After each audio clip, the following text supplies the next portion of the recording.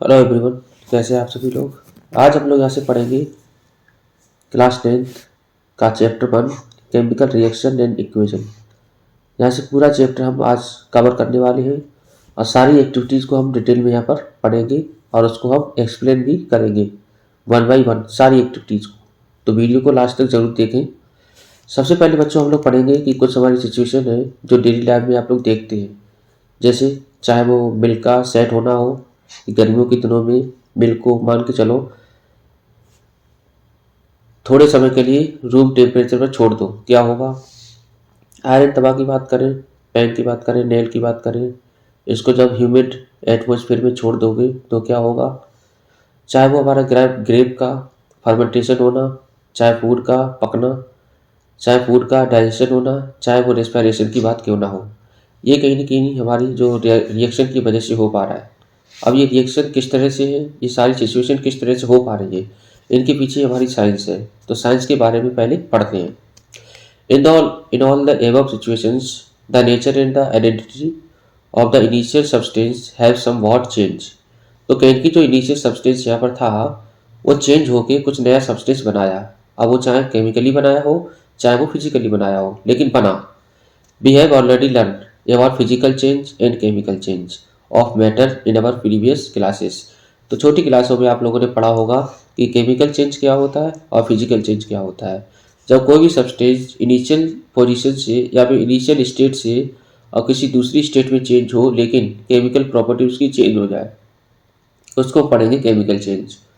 Physical change में जैसे state of matter हो गई तो स्टेट वगैरह चेंज हो जाए, तो इस केमिकल चेंज रिवर्सिबल प्रोसेस नहीं है, लेकिन फिजिकल चेंज एक रिवर्सिबल प्रोसेस होता है। जैसे आइस होगा तो आइस से क्या है, वाटर बन सकता है और वाटर से आइस भी बन सकती है। तो ये कैसा प्रोसेस है, रिवर्सिबल प्रोसेस है। लेकिन जो केमिकल चेंज होता है वो इरिवर्सिबल प्रोसेस होता है। कहे तो मिल्क है तो मिल्क से दही बन गया, लेकिन दही से मिल्क नहीं बन सकता है। तो ये हमारा क्या होगा, chemical change.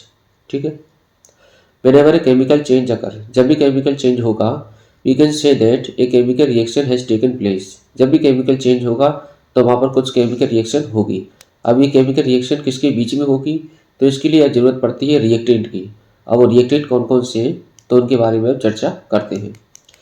You have perhaps be wondering as to what is actually meant by chemical reaction. तो वास्तव में केमिकल रिएक्शन का मतलब क्या है, इसके बारे में हम जानकारी यहाँ पर देंगे। How do we come to know that a chemical reaction has taken place. Chemical reaction किस तरह से होती है इसके बारे में भी हम लोग पढ़ेंगे। Let us perform some activities to find the answer to this question. लेकिन उससे पहले कुछ एक्टिविटी के माध्यम से हम इसको समझने की कोशिश करते हैं कि केमिकल रिएक्शन वास्तव में किस तरह से होगी। तो पहला एक्टिविटी दे रखा है हमारा एक्टिविटी 1.1। एक्टिविटी 1.1 क्या बता रहा है बच्चों कि इस तरह से करना है। This activity need the teacher's assistant. It would be better if student wear eye protection. अगर आई प्रोटेक्शन लगा लेंगे तो ज़्यादा सही रहेगा। Clean a magnesium ribbon about 2 centimetre long by rubbing it with sand paper. तो 2 सेंटीमीटर आपको magnesium ribbon ले लेनी है और इसको रब कर देना है सैंड पेपर से, जिससे उसके ऊपर जो भी ऑक्साइड की लेयर है वो छूट जाए। लेने के बाद hold it with a pair of tong. इसको बाद में चिमटा से पकड़ लेना है। Burn it using a spirit lamp. इसको बर्न करना है स्पिरिट लैम्प के माध्यम से। तो ये स्पिरिट लैम्प है, इससे हमने इसको बर्न करा। तो ये क्या है, मैग्नीशियम रिबन, ये चिमटा टोंग, ये स्पिरिट लैम्प है। इससे जब बर्न करेंगे इसकी जो राख होगी, ऐश होगी, उसको हम इकट्ठा करते रहेंगे वॉच गिलास में।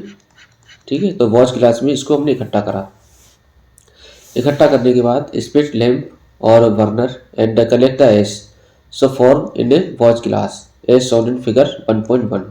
तो जो भी यहाँ पर जो राख इकट्ठी हो रही है इसको हम इकट्ठा कर लेंगे वॉच गिलास में, वरना magnesium ribbon keeping it as far as possible from your eyes. तो आँख से दूर करके ही इसको बर्न करेंगे। व्हाट डू यू ऑब्जर्व, आप क्या ऑब्जर्व करेंगे। तो burning of magnesium ribbon in air and the collection of magnesium oxide in a watch गिलास। तो वॉच गिलास में मैग्नीशियम का ऑक्साइड इकट्ठा हुआ, तो ये जब जलेगा तो एक डेजलिंग साइन की तरह जलेगा। तो यहाँ पर इसका नीचे आंसर लिखा है, you must have observe that magnesium ribbon burn with a dazzling white flame. तो डेजलिंग वाइट फ्लेम के साथ वो जले and change into A white powder, और वाइट पाउडर में वो कन्वर्ट हो गया। तो यहाँ पर जो चेंज होने को दिखा वो चेंज क्या है, एक कलर भी चेंज हो गया और दूसरा इसका जो जब जला तो ये डेजलिंग वाइट फ्लेम के साथ जला। This powder is magnesium oxide, और ये दोनों फॉर्म होकर क्या बनाती है, magnesium oxide. It is form due to reaction between magnesium and oxygen present in the air. ये किसकी वजह से हो पा रहा है कि जो हमारी मैग्नीशियम प्रेजेंट था, मैग्नीशियम इसको जब बर्न करा इन the presence of oxygen O2 तो जाके बनेगा मैग्नीशियम ऑक्साइड MgO। ठीक, तो MgO ये वाली रिएक्शन यहाँ पर बनेगी। उसके बाद एक्टिविटी 1.2 टेक लेड नाइट्रेट।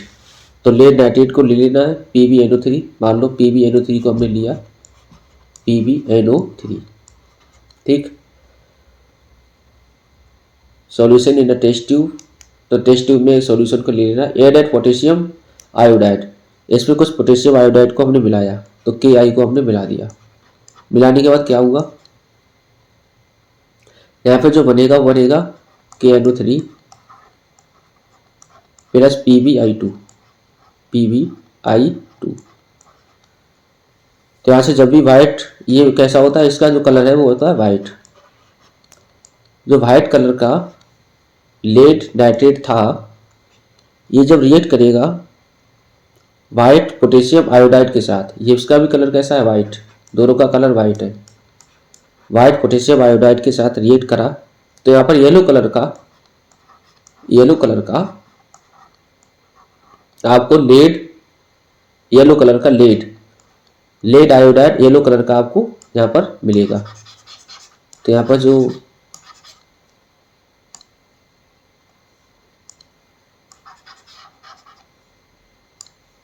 ये जो लेड आयोडाइड है इसका कलर कैसा होगा, येलो। ठीक, जो कि पानी में कैसा होगा, इनसॉल्युबल होगा। ठीक है, तो यहाँ पर ये रिएक्शन आप लोग ऑब्जर्व करिए। एक्टिविटी 1.3 क्या बता रहा है, take a few zinc granules in a conical flask. Conical flask में कुछ जिंक के ग्रेनुअल्स ले ले, जिंक के छोटे छोटे टुकड़े। एड डाइल्यूट हाइड्रोक्लोरिक एसिड और सल्फ्यूरिक एसिड टू दिस। उसके बाद डाइल्यूट हाइड्रोक्लोरिक एसिड को मिलाएंगे या फिर सल्फ्यूरिक एसिड को मिला देंगे ये जिंक के टुकड़ों में। Handle this acid with care, और इसको हैंडलिंग बढ़िया से करेंगे। Do you observe anything happening around the zinc granules. तो जो जिंक के टुकड़े थे उसके ऊपर कुछ आप ऑब्जर्व करेंगे, तो ये जिंक के टुकड़े यहाँ पर पड़े हुए हैं, पीस पड़े हुए हैं। हाइड्रोक्लोरिक एसिड इसके अंदर है या सल्फ्यूरिक एसिड है। जब ये दोनों रिएक्ट करेंगे तो यहाँ पर हाइड्रोजन गैस का एवोल्यूशन होगा, तो हाइड्रोजन गैस यहाँ पर बाहर निकलती है। तो यहाँ से ये पता चलता है कि जो भी हमारे मेटल होंगे, जो मेटल हैं जब एसिड के साथ रिएक्ट करेंगे तो यहाँ पर हाइड्रोजन गैस का एवोल्यूशन होगा। लिखा from the above 3 activities, 3 activities हमने देखी। एक था हमारा मैग्नीशियम वाला, इसको बर्न कराए इन द प्रेजेंस ऑफ ऑक्सीजन। तो यहाँ से ये पता चला कि दोनों कंबाइन होने के बाद एक वाइट पाउडर मिला। ठीक है, तो यहाँ पर चेंज इन स्टेट, पहले सॉलिड था बाद में कैसा हो गया, पाउडर मिला। चेंज इन कलर भी देखा हमने, और उसके बाद हमने देखा ये लेड नाइट्रेट वाला, तो लेड नाइट्रेट में देखा चेंज इन कलर। उसके बाद ये वाला जो जिंक वाला और एसिड वाला दे रखा है, मेटल जब एसिड के साथ रिएक्ट करेगा तो मिलाएगा क्या, हाइड्रोजन गैस। तो यहाँ पर रिवोल्यूशन ऑफ गैस हो रहा है और चेंज इन टेम्परेचर भी हो रहा है। ठीक है, तो लिखा we can say that any of the following observation help us to determine whether the chemical reaction has taken place. तो केमिकल रिएक्शन तभी होगी या तो चेंज इन स्टेट हो, स्टेट में चेंज हो, चेंज इन कलर हो, कलर में चेंज हो, एवोल्यूशन ऑफ गैस, गैस का एवोल्यूशन हो, चेंज इन टेम्परेचर, टेम्परेचर में चेंज हो। तो अगर ये 4 में से कोई भी एक चीज़ हो रहा है तो समझ जा वहाँ पर केमिकल रिएक्शन हो रहा है। As you observe the change around us we can see that there is a large varieties of chemical reaction taking place around us. तो हमारे चारों तरफ बहुत सारी रिएक्शन हो रही है। ठीक है, केमिकल रिएक्शन है। We will study about the various type of chemical reaction and their symbolic representation in this chapter. और जो केमिकल रिएक्शन हो रही है उनको हम यहाँ पर पढ़ेंगे, डिफरेंट टाइप की कौन कौन सी केमिकल रिएक्शन होंगी और उनके सिंबॉलिक रिप्रेजेंटेशन क्या क्या होंगे। सबसे पहले हम लोग पढ़ेंगे केमिकल इक्वेशन। तो केमिकल इक्वेशन क्या है, तो activity 1.1 can be describe as. तो एक्टिविटी 1.1 में हम लोगों ने देखा कि मैग्नीशियम को जब बर्न कराए इन द प्रेजेंस ऑफ ऑक्सीजन तो जो हमारे जो रिएक्ट कर रहे हैं आपस में जो रिएक्ट करेंगे तो इसको हम पढ़ेंगे रिएक्टेंट, और बाद में जो हमारा बनेगा रिजल्ट उसको पढ़ेंगे प्रोडक्ट। तो रिएक्टेंट को हमेशा एलएचएस साइड में रखेंगे, एलएचएस में, और जो भी फॉर्म होगा उसको हम रखेंगे आरएचएस में। ठीक है, इसको पढ़ेंगे प्रोडक्ट और इसको पढ़ेंगे हम रिएक्टेंट। तो रिएक्टेंट आपस में रिएक्ट होने के बाद क्या बनाएंगे, प्रोडक्ट। तो ये रिएक्टेंट बनेंगे, मैग्नीशियम और ऑक्सीजन आपस में रिएक्ट हुए और बना दिए मैग्नीशियम ऑक्साइड, जो कि क्या है, प्रोडक्ट है मैग्नीशियम ऑक्साइड, जो कि पानी में कैसा था, सॉल्युबल था। The substance that undergoes chemical change in the reaction 1.1, magnesium and oxygen are the reactant. The new substance magnesium oxide, जो नया सब्सटेंस बन रहा है उसका नाम क्या होगा, magnesium oxide. Form during the reaction is the product, इसका नाम क्या होगा, इसको हम पढ़ेंगे product. A word equation, so change of a reactant to product through an arrow placed between them। तो यहाँ पर जो चेंज हो रहा है वहाँ पर बीच में जो एरो लिखा है वो केवल डायरेक्शन बताएगा कि रिएक्शन किस तरफ से किस तरफ हो रही है। The reactant are written on the left hand LHS with the plus sign between them. और जो प्लस का मतलब ये है कि कौन कौन वहाँ पर रिएक्टेंट पार्टिसिपेट कर रहे हैं, कि कौन किस किस से मिलकर वो बनी है, कोई प्रोडक्ट किस किस से मिलके बना होगा। ठीक है, तो इस तरह से वो लिखी हुई है। अब बात आती है कि जो भी केमिकल रिएक्शन है किस तरह से लिखें, या केमिकल इक्वेशन को किस तरह से लिखें। Is there any other shorter way for representing chemical equation.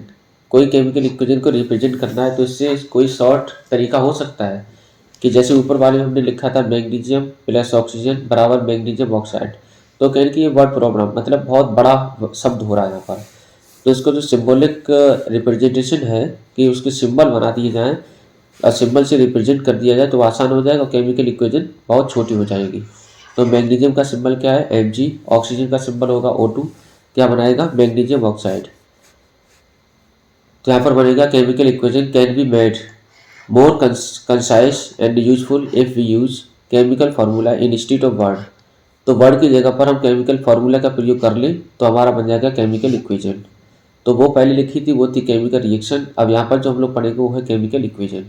A chemical equation represent a chemical reaction if you recall formula of magnesium, magnesium का फार्मूला Mg, ऑक्सीजन का फार्मूला O2, मैग्नीशियम ऑक्साइड का formula MgO। The ever word equation can be written is, तो ऊपर वाली जो word equation थी उसको हम इस तरह से लिख सकते हैं। Count and compare the number of atom of each element on the LHS and RHS of the arrow. Arrow के RHS में और LHS में हर एक एटम के, या हर एक एटम बराबर होने चाहिए हर एक एलिमेंट के। ठीक है, तो number of atom for each element क्या होनी चाहिए, बराबर। अगर बराबर नहीं है तो यहाँ पर जो कंजर्वेशन ऑफ मास है वो वेरीफाइड नहीं होगा। तो हम लोगों ने पढ़ा था law of conservation of mass 9th class में, जो क्या बताएगा कि किस तरह से कोई भी केमिकल इक्वेशन हमारी बैलेंस होगी। अगर बैलेंस नहीं होगी तो वहाँ पर law of conservation of mass verified नहीं होगा। Is the number of atom of each element the same on the both side, if not then the equation is unbalance. अगर नहीं है तो इक्वेशन क्या होगी, अनबैलेंस होगी, तो इसको बैलेंस हमें करना पड़ेगा।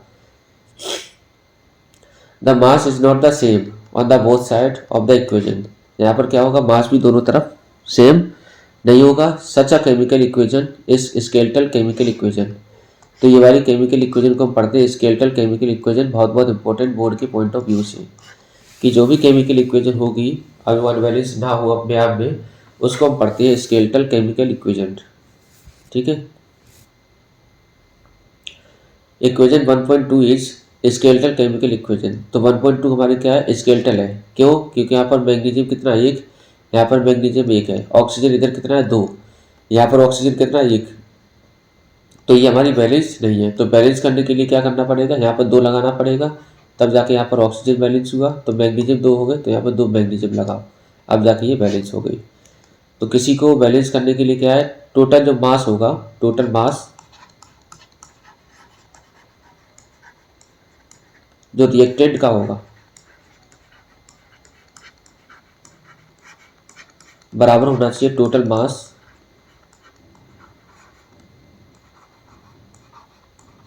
प्रोडक्ट में। टोटल मास किसमें, प्रोडक्ट में। अगर बराबर नहीं है तो वो बैलेंस इक्वेशन नहीं है। क्लियर? तो इस तरह से कोई भी इक्वेशन को आप बैलेंस कर सकते हैं आसानी से। जिंक था पहले, तो जिंक में सल्फ्यूरिक एसिड को हमने डाला, तो जिंक और सल्फ्यूरिक एसिड आपस में रिएक्ट होने के बाद क्या बन गए, जिंक सल्फेट बनाएंगे सॉल्ट, और बनाएंगे हाइड्रोजन गैस का एवोल्यूशन करेंगे। ठीक है, तो इसको शॉर्टर फॉर्म में हम इस तरह से लिख सकते हैं। ठीक, तो ये हमारे कुछ वो है कि इस तरह से किसी केमिकल इक्वेशन को बैलेंस करें, तो बैलेंस करना सभी को आता होगा। अब आते हैं नीचे बढ़ते हैं। ये तो हमारा बैलेंस करने का तरीका था, वो आप लोग पहले ही 9th क्लास में पढ़ चुके होंगे। नहीं पढ़ा है तो पढ़ लेना, इसका वीडियो हम अलग से बना देंगे, कमेंट बॉक्स में बता देना। तो ये लिखा है why should A magnesium ribbon be clean before rubbing burning in air. तो क्यों मैग्नीशियम रिबन को हम मैग्नीशियम रिबन को क्लीन करते हैं बर्न करने से पहले? क्यों? क्योंकि उसके ऊपर में ऑक्साइड की लेयर होती है, तो ऑक्साइड की लेयर को रिमूव करने के लिए हम क्या करते हैं, उसको पहले क्लीन कर लेते हैं, आसानी से वो जल जाए। Right the balance chemical equation for the following. Balance chemical equation लिखनी है किनके लिए? पहला जो होगा हाइड्रोजन प्लस Cl2 क्लोरीन, मतलब H2, यहाँ बनेगा Cl2, यहाँ से हो जाएगा 2HCl। ठीक है।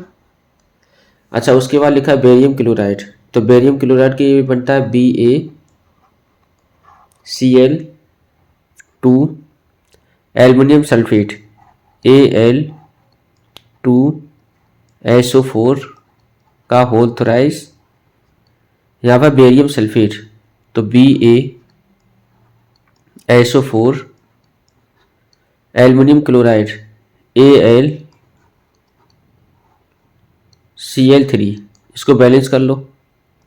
जब बैलेंस करेंगे तो क्लोरीन इधर कितने हैं, 3, इधर क्लोरीन कितने हैं, 2, बेरियम इधर कितना, 1, इधर कितना है, 1, एल्युमिनियम इधर कितने हैं, 2, इधर एल्युमिनियम कितना, 1, तो एल्युमिनियम पहले बैलेंस करो, तो यहाँ पर 2 लगा दो। यहाँ पर 2 एल्युमिनियम हुआ तो क्लोरीन कितने हो गए, 6, इधर क्लोरीन कितने हैं, 2, तो यहाँ पर कर दो 3 दूनी 6, यहाँ बेरियम कितने हो गए, 3, तो बेरियम यहाँ लगा दो 3। अब ये इक्वेशन क्या हो गई, बैलेंस हो गई। ठीक है, ठीक, तो इस तरह से ये बन गई। सोडियम प्लस वाटर, सोडियम तो Na प्लस वाटर H2O, क्या बनाएगा, सोडियम हाइड्रोक्साइड, तो यहाँ पर कर दो 2NaOH plus hydrogen, hydrogen H2। ठीक है, इसको बैलेंस कर लो।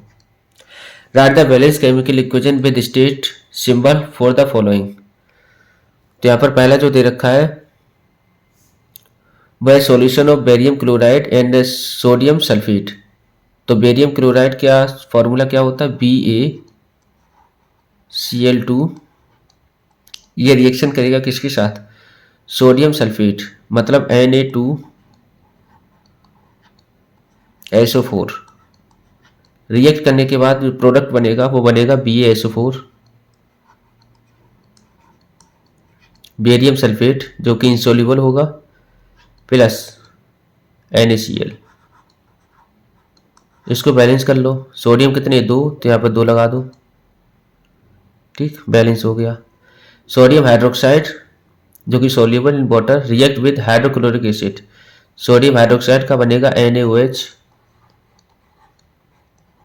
प्लस हाइड्रोक्लोरिक एसिड का बनेगा HCl, यहाँ से हो जाएगा क्या, NaCl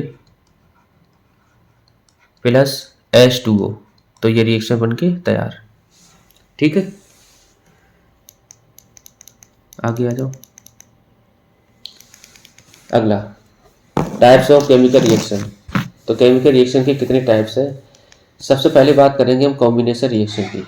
कॉम्बिनेशन रिएक्शन का मतलब होता है जब 2 या 2 से अधिक रिएक्टेंट आपस में रिएक्ट होने के बाद एक सिंगल सब्सटेंस बना जिसको हम पढ़ते हैं प्रोडक्ट, उसको हम पढ़ेंगे कॉम्बिनेशन रिएक्शन। पहले समझेंगे एक एक्टिविटी के through.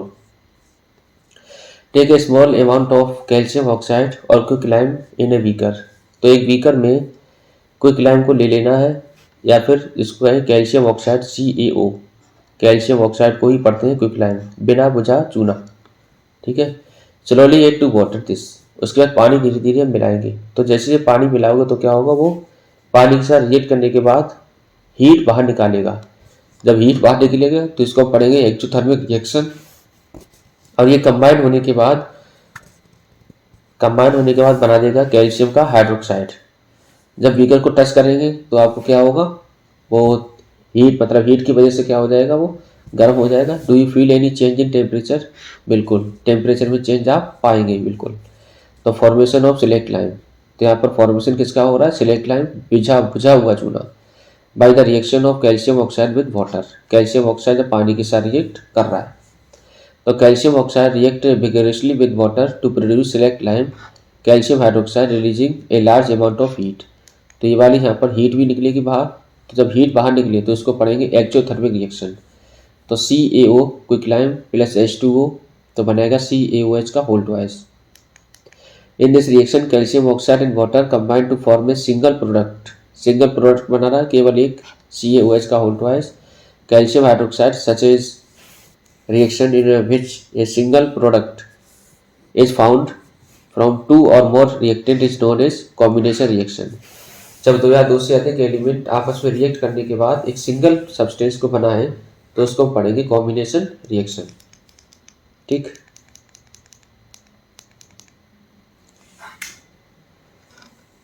Solution of slaked lime produced by the reaction 1.13 is used for the white washing.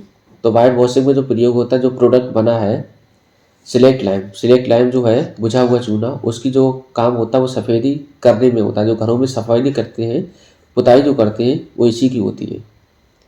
Calcium hydroxide react slowly with the carbon dioxide in air to form a thin layer of calcium carbonate on the walls.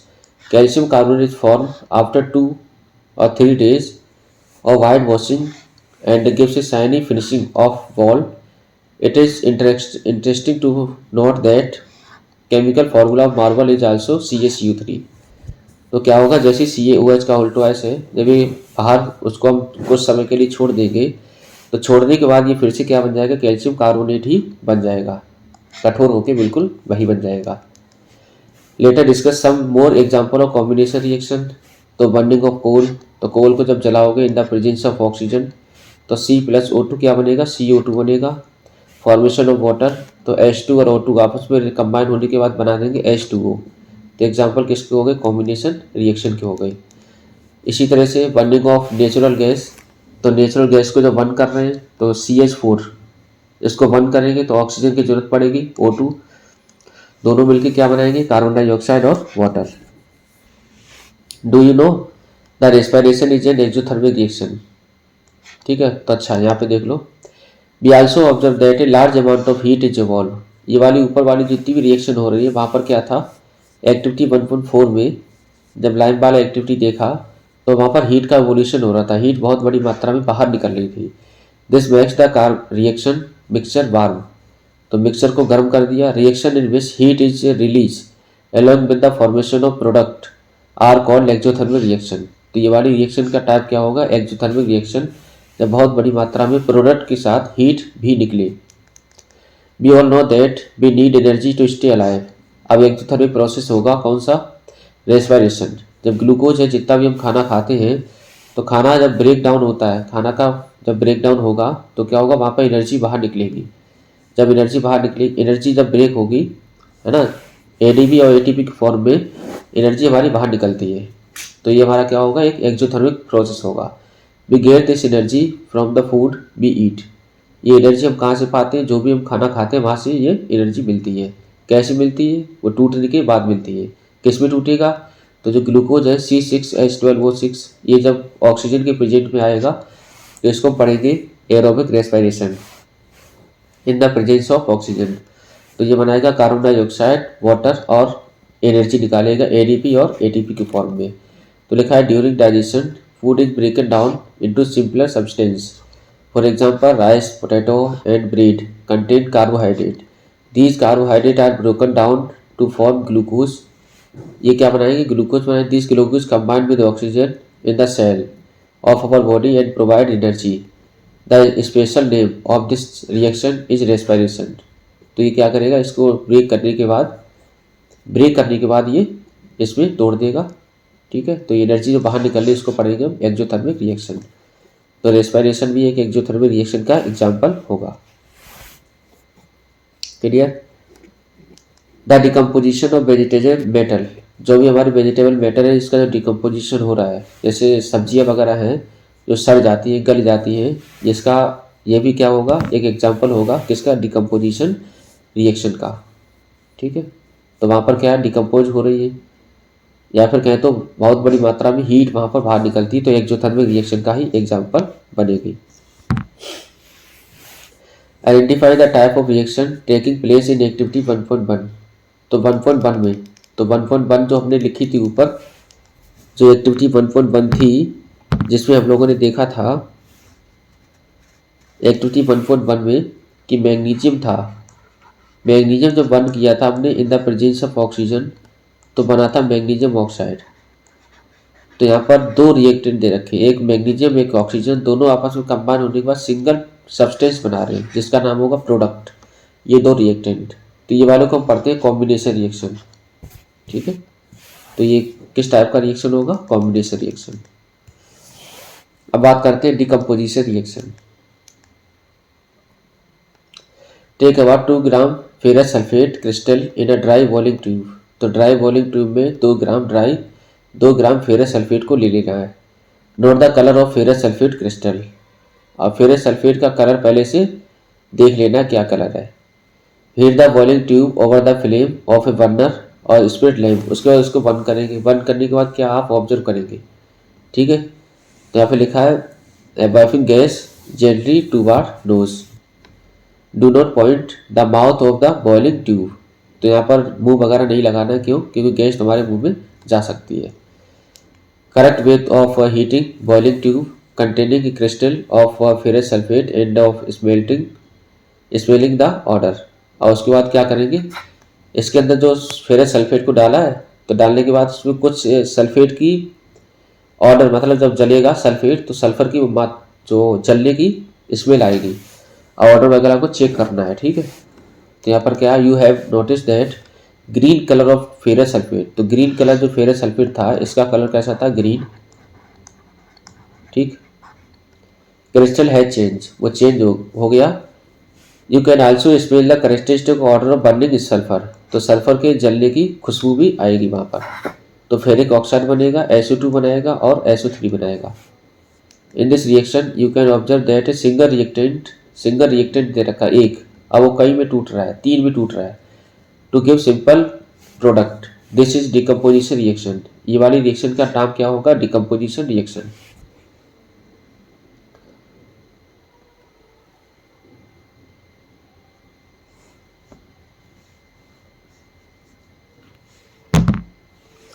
Ferrous sulphate crystal FeSO4 7H2O lose water when heated. जब इसको heat करेंगे तो water को lose करेगा।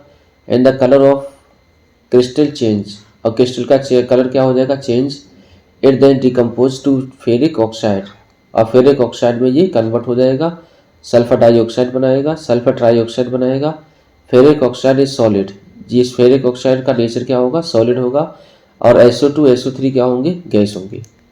Decomposition of calcium carbonate to calcium oxide and carbon dioxide on heating is an important decomposition reaction used in various industries. Calcium oxide is called lime और quicklime। तो quicklime और lime इसके बारे में हम पहले से ही जान चुके थे। तो CaCO3 जो लाइम स्टोन है इसको जब हीट करेंगे तो क्या मिलेगा, CaO कैल्शियम ऑक्साइड और plus CO2। It is many use, इसका बहुत सारे प्रयोग हैं। One is in the manufacturing of cement. तो सीमेंट के मैन्युफैक्चरिंग में किसका प्रयोग होता है, CaO कैल्शियम ऑक्साइड का। मैंने decomposition reaction is carried out by heating, it is called thermal decomposition. तो ये कोई भी डिकम्पोजिशन रिएक्शन होगी तो ये अपने आप से डिकम्पोज नहीं होगा। तो डिकम्पोज कराने के लिए कहीं कि उसको हमें छेड़ना पड़ेगा। तो उसको छेड़ने के लिए हमें क्या चाहिए, एनर्जी। तो एनर्जी हम लगाते हैं यहाँ पर हीट। अगर हीट लगाया तो हम पढ़ेंगे थर्मल डिकम्पोजिशन। अगर आपने लाइट को लगाया तो पढ़ेंगे फोटो। अगर आपने करंट का प्रयोग करा तो हम पढ़ेंगे electric. Another example of thermal decomposition reaction is given two example 1. Activity 1.6। तो दूसरा ये दे रखा है थर्मल डिकम्पोजिशन रिएक्शन का एग्जांपल, जैसे कि 2 ग्राम लेड नाइट्रेट पाउडर को लेना है बॉइलिंग ट्यूब के अंदर, उसके बाद उसको चिमटा से पकड़ना है। पकड़ने के बाद क्या ऑब्जर्व करेंगे, you will observe the emission of brown fume. यहाँ पर क्या निकली, ब्राउन फ्यूम निकलेगी।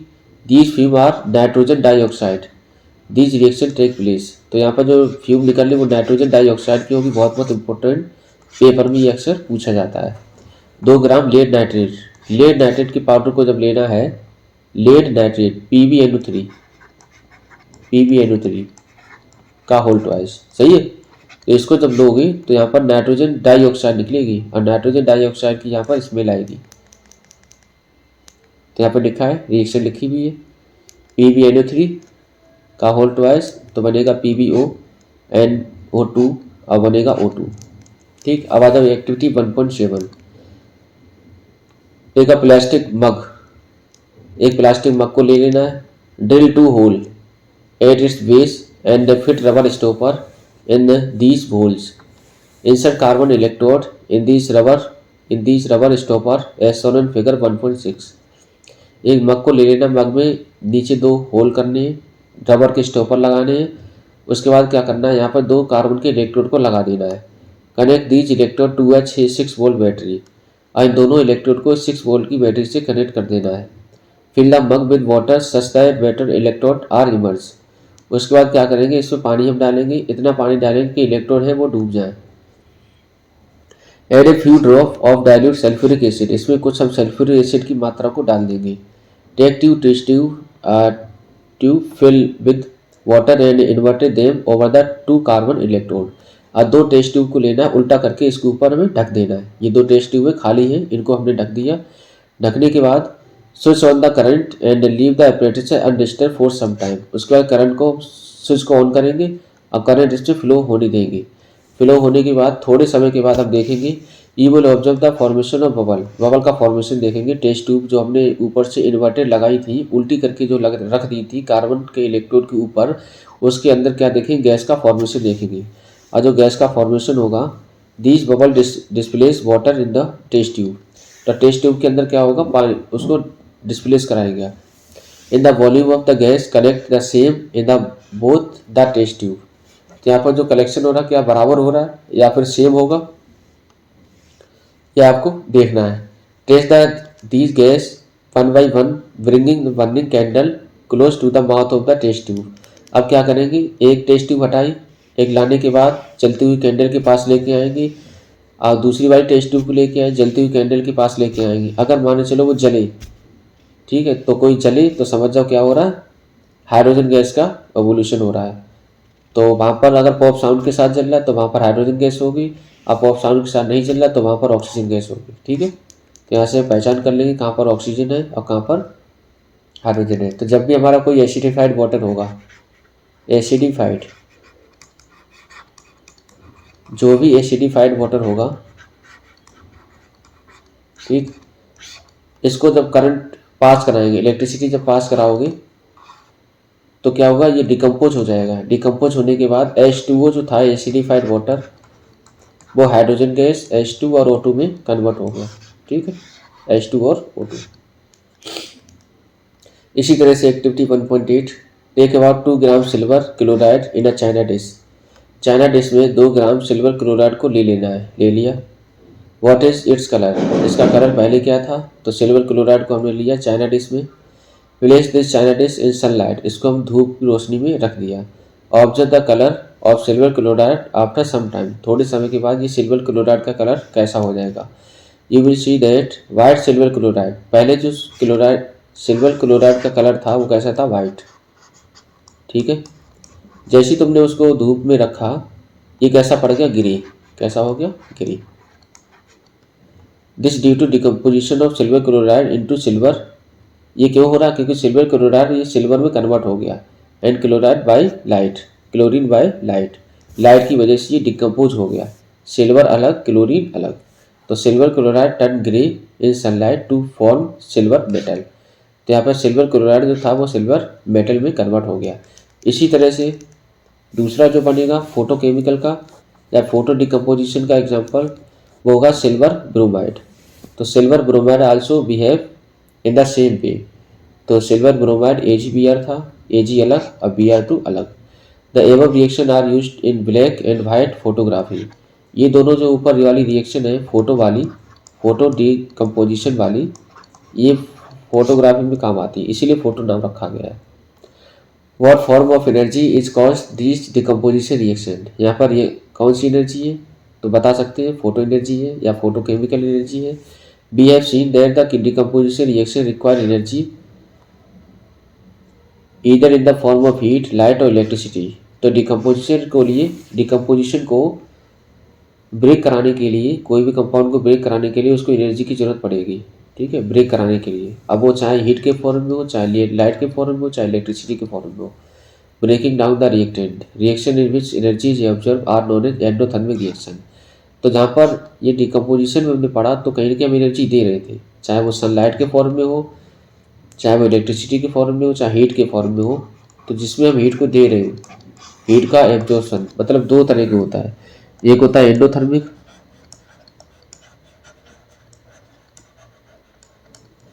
एक होता है एक्सोथर्मिक। एक्सोथर्मिक का मतलब होता है हीट को एग्जिट करना, जहाँ से हीट निकले समझ जाओ। एंडो का मतलब होता है एंट्री, एंट्री ऑफ हीट, जहाँ पर हीट को हम दें समझ जाओ क्या हो रहा है, एंडोथर्मिक। ठीक है, अब यहाँ पे क्वेश्चन दे रखे हैं, क्वेश्चन क्या है देखो।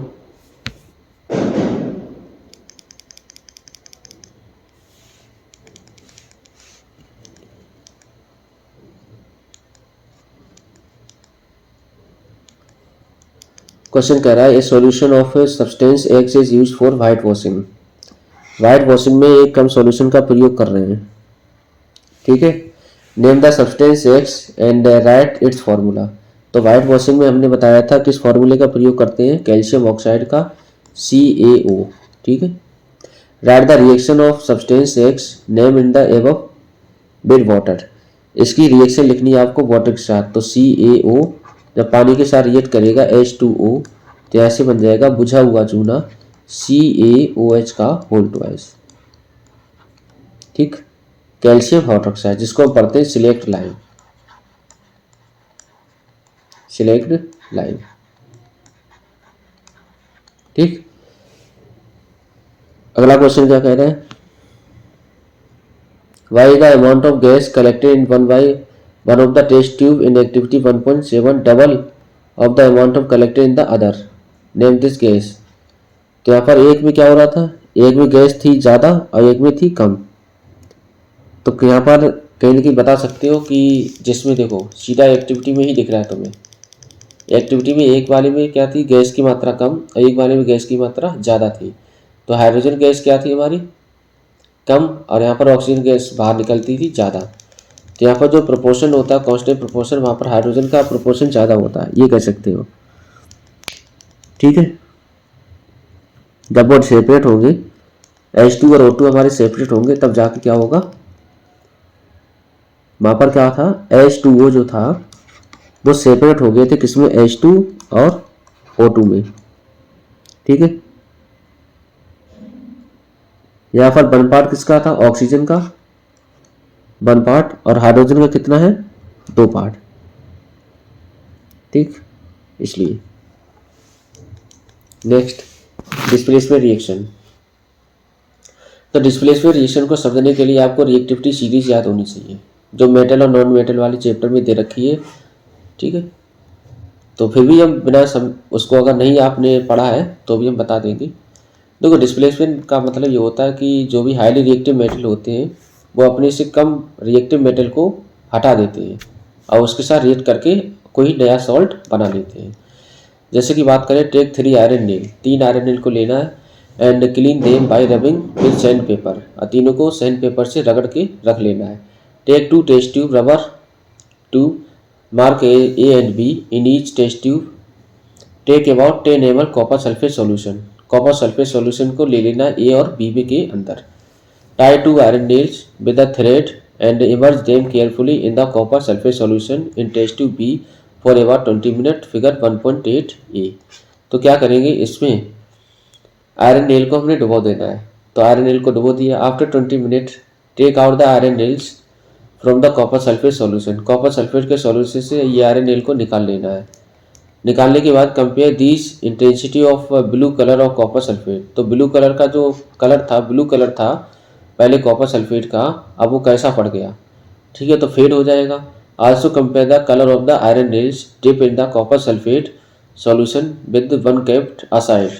तो उससे हम कंपेयर कराएंगे जो हमने बाहर पहले रखी हुई थी। तो यहाँ पर क्या चेंज होने को दिखा, तो यहाँ पर पहले जो कॉपर सल्फेट का सॉल्यूशन का कलर था वो था ब्लू, ठीक है। बाद में जैसे हमने इसके अंदर आयरन नेल को डाला तो आयरन नेल के डालने के बाद क्या हुआ, आयरन नेल को डालने के बाद आयरन के ऊपर, इसके ऊपर इसका जो कलर है आयरन का वो ये हो गया, और जो कॉपर सल्फेट का सॉल्यूशन था उसका कलर ये हो गया।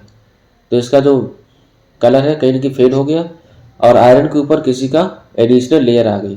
और जो लेयर थी किसकी आ गई, सल्फेट, कॉपर सल्फेट, क्या तो iron nail taken out from copper sulphate solution, ठीक है। तो ये हमने कॉपर सल्फेट सॉल्यूशन से निकाली हुई है और ये ओरिजिनल है। तो iron nail and copper sulphate solution compare before and after the experiment. तो बिफोर पहले ऐसी थी, बाद में ऐसी हो गई, पहले ऐसा था बाद में ये ऐसा हो गया। Why does the iron nail become brownish. तो आयरन नेल ब्राउनिश क्यों बना, and the blue colour of copper sulphate solution fade. अब ब्लू कलर सॉल्यूशन का कलर क्यों फेड हो गया, तो यहाँ पर हुआ क्यों, पहले जो था शुरुआत में आयरन का कलर ये था Fe, इसको जैसे इसके अंदर डाले तो यहाँ पर CuSO4, ये रिएक्ट होने के बाद जो आयरन है वो ज़्यादा रिएक्टिव है सल्फेट के साथ, तो ये सल्फेट के साथ रिएक्शन किया, कॉपर को डिस्प्लेस करा के अलग पहुँचा दी, तो इसमें बचा केवल कॉपर, और जो सल्फेट था वो हमारा आयरन के ऊपर डिपॉजिट हो गया, तो बन गया ये। तो यहाँ पर जो है डिस्प्लेसमेंट रिएक्शन बनी, तो आयरन ने कॉपर को डिस्प्लेस करा दिया। In this reaction iron has displaced और remove another element copper from copper sulphate solution. Copper sulphate के सॉल्यूशन से कॉपर को रिमूव कर दिया, किसने, आयरन ने। This reaction is known as displacement reaction. ये वाली रिएक्शन को पढ़ते हैं displacement reaction. Other example of displacement reaction, इसके अदर एग्जाम्पल क्या होंगे, जैसे मान लो जिंक है, तो जिंक क्या होता है, ज़्यादा रिएक्टिव होता है किससे, कॉपर से, तो कॉपर को हटा देगा, रिमूव कर देगा, इसकी जगह पर आ जाएगा जिंक सल्फेट। इसी तरह से Pb प्लस CuCl2 या PbCl2 प्लस Cu, ठीक है। डबल डिस्प्लेसमेंट, वहाँ पर सिंगल डिस्प्लेसमेंट, जब एक एलिमेंट डिस्प्लेस हो तो सिंगल डिस्प्लेसमेंट, जब दो एलिमेंट डिस्प्लेस हो तो डबल डिस्प्लेसमेंट। तो डबल डिस्प्लेसमेंट का सबसे बढ़िया एग्जांपल है ये। Take about 3 ml of sodium sulphate solution in a test tube. तो 3 ml sodium sulphate test tube containing sodium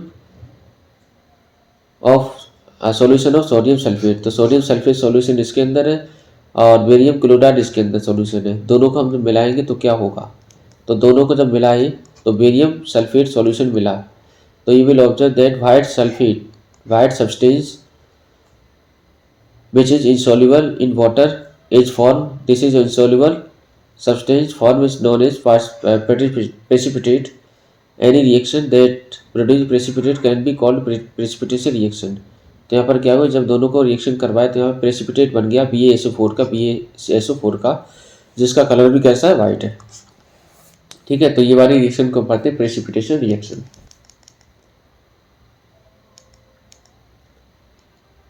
तो प्रेसिपिटेशन का कॉज क्या है, तो what cause this, the white precipitate of BaSO4 is form by reaction of SO4-2 and Ba-2 The other product formed in the sodium chloride which remains in the solution. Such reaction in which there is an exchange of ion के exchange के होने की वजह से यहाँ पर displacement reaction हो रही, डबल डिस्प्लेसमेंट। अब बच्चों बात करते हैं ऑक्सीडेशन और रिडक्शन की। Heat A China dish containing about 1 gram copper powder. तो कॉपर पाउडर को हीट करना है, 1 gram copper powder China dish के अंदर में ले लिया, तो क्या होगा, तो यहाँ पर जब कॉपर में ऑक्सीजन ऐड होगा तो कॉपर का ऑक्साइड बनेगा।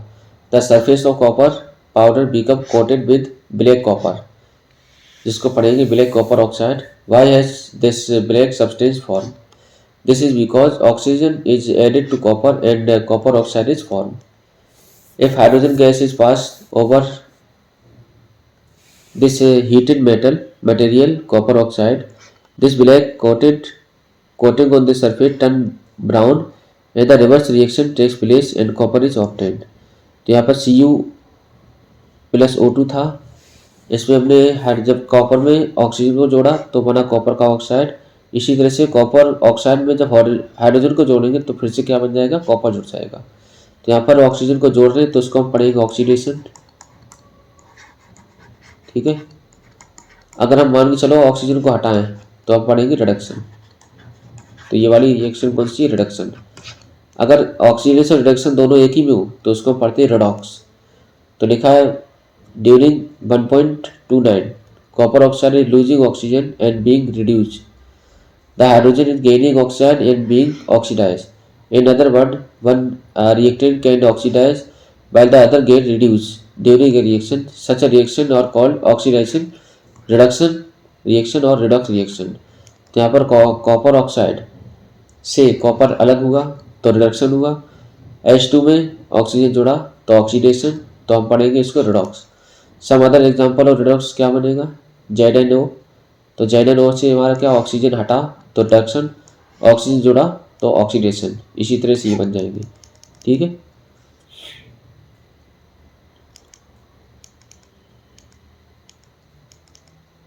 करोजन। करोजन क्या है, you must have observe that iron article are shiny when new. जब भी आयरन के आर्टिकल लेके आते हो नया नया तो क्या रहता है, बिल्कुल चमकदार रहता है। But get coated with a reddish brown powder, लेकिन थोड़े समय के बाद उसके ऊपर एक लेयर बन जाती है ब्राउन कलर की। लेट फॉर सम टाइम, जब थोड़े समय के लिए उसको छोड़ देंगे। This process commonly known as rusting of iron, जिसको पढ़ते रस्टिंग ऑफ आयरन या जंग का लगना। Some other metal also get tarnish in this manner. Iron के अलावा भी हमारे मेटल होते हैं जिसका कलर क्या होता है, फेड पड़ जाता है या फिर कलर चेंज हो जाता है। Have you notice the colour of coated form on copper and silver. Copper और सिल्वर का कलर पहले क्या था, अब बाद में थोड़े समय के लिए छोड़ दो तो कलर क्या बनेगा। When a metal is attacked by substance around it such A moisture acid etcetera.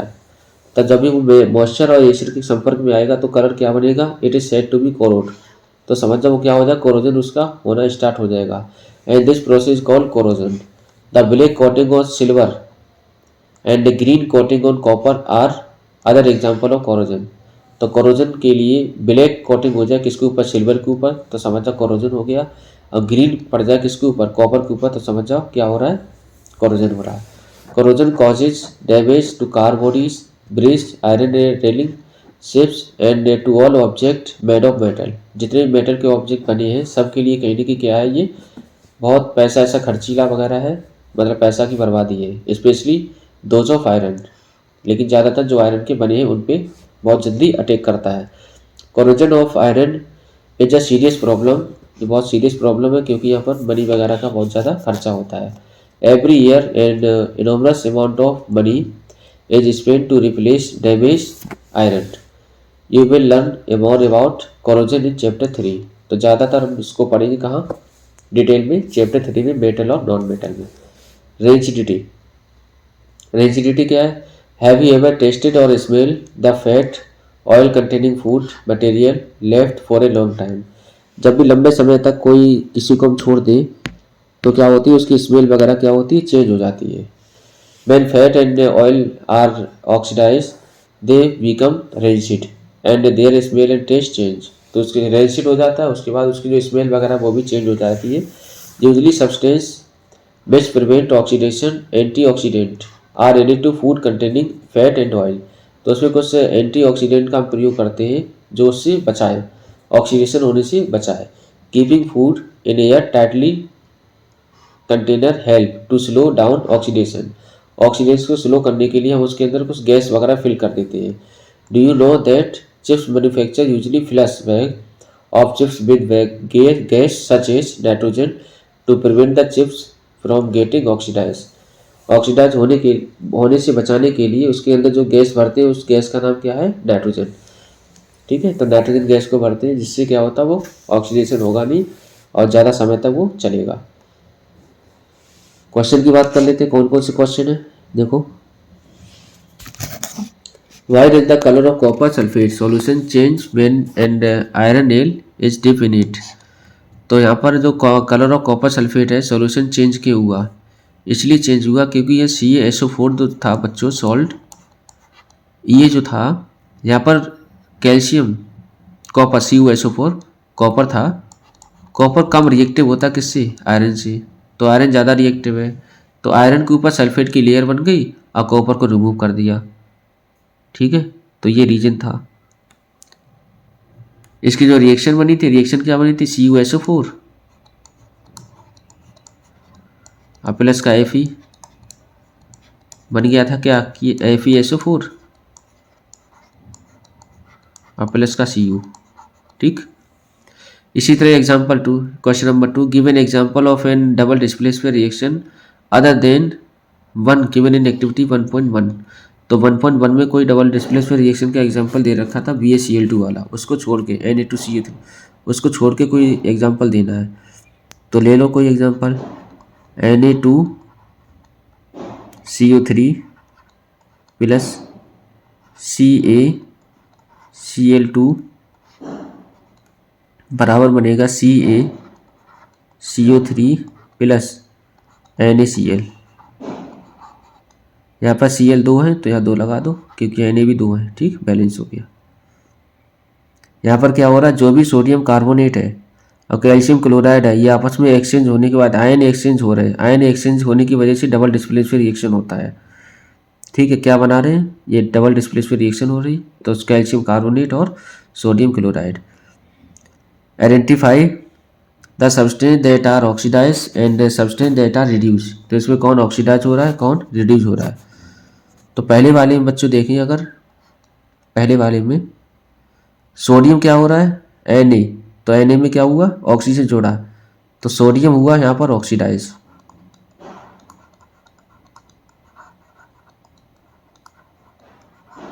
ठीक है, और यहाँ पर ऑक्सीजन क्या हुआ, हट गया, तो ऑक्सीजन रिड्यूस हो गया।